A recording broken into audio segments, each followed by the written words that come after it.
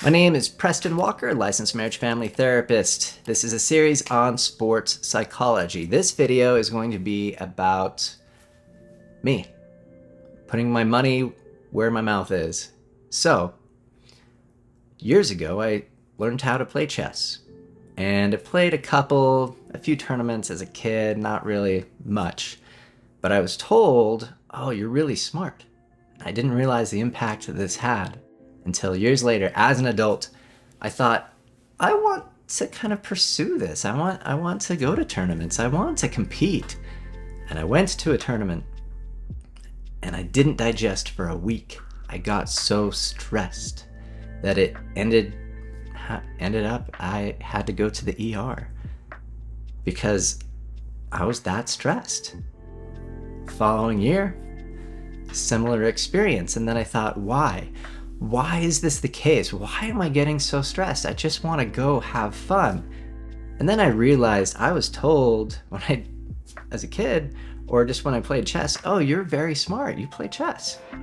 So I made this association of, oh, if I do well at chess, that means I'm smart. But what if I don't do well at chess? That means I'm dumb. So then it created a fear of failure because I thought that failure meant something more than it actually meant.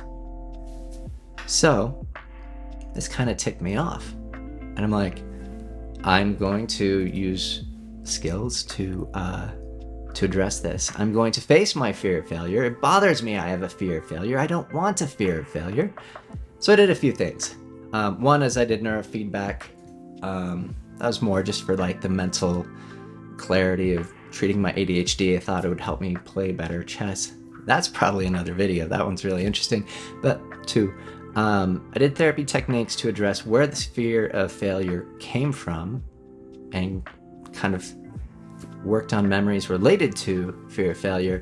And then I also confronted my fear of failure. So I got online and I'm playing chess. My rating's like 17, 20 something, and I play the slower games, the games I had always avoided because blitz chess doesn't really matter, lightning chess doesn't matter. It was the slow games that really mattered to me, so I avoided that. So then I'm like, okay, I'm gonna play and I'm gonna lose. I'm gonna play and I'm gonna lose because I want to become comfortable with losing. I don't want this to hold me back, so I played. And my rating went from 1720 to a little bit higher, 1750. I played more, 1800, 1850, 1900. Now I'm thinking, okay, I need to lose here. I played some more, 1950, 2000, and then I lost. I'm like, okay, finally I lost. I will come back down to where I'm actually rated. And I came back up to about 2000. And I stayed there. I never knew how good I was because I was too afraid to put in 100% effort and fail. But then when that did not hold me back, when I was not afraid of that failure, I reached my potential. This is not just true with me, this is true with anyone who competes. When you confront that fear of failure, you can reach your potential. If we were to take chess, let's take Hikaru Nakamura. Once he said he literally does not care about rating.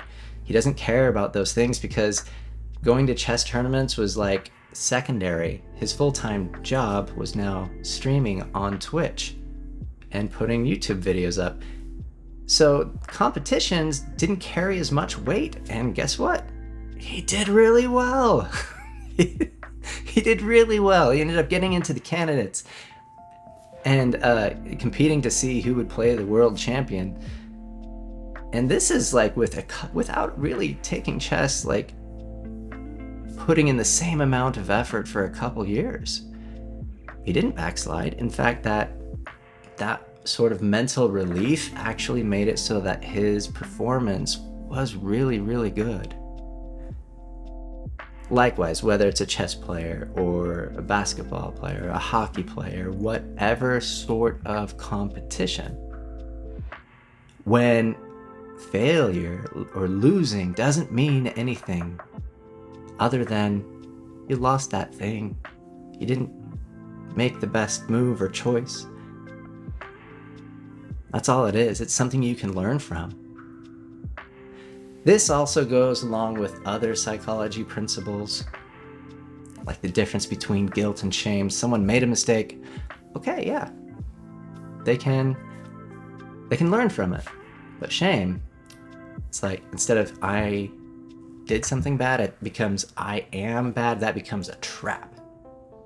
Well, that trap is also there if I am good, because now there's this pressure you have to live up to. So if you get rid of that label, I am bad, I am good, and it's just I am,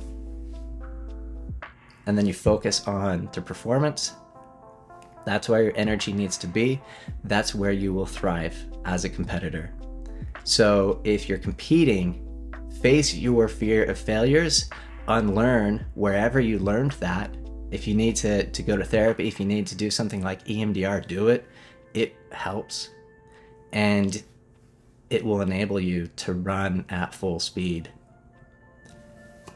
Thank you for your time. Please give a like, a comment, or subscribe. Take care.